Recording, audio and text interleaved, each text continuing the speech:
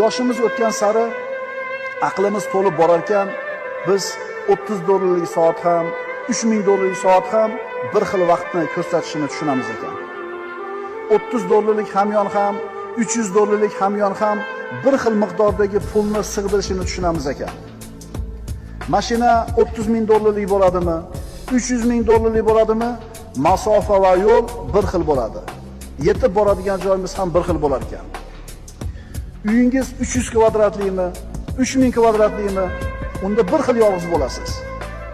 Sizning haqiqiy ichki baxtingiz dunyoning moddiy narsalardan kelib chiqmaydi. $8 milliard qoldirib qo'ygan shunaqa katta biznesmen, cho'qqiga chiqqan odam aytayaptiki, sizni haqiqiy baxtingiz dunyoning moddiy narsalardan kelib chiqmaydi. O'sha puling bo'lsa ham baxtli bo'lmaysan ekan deyapti. Bizning u pulda 10dan biri ham 100dan biri ham yo'q. Lekin shuni orqasidan yugurib yuribmiz. Yetganlar aytayapti, bo'lmas ekan baxti.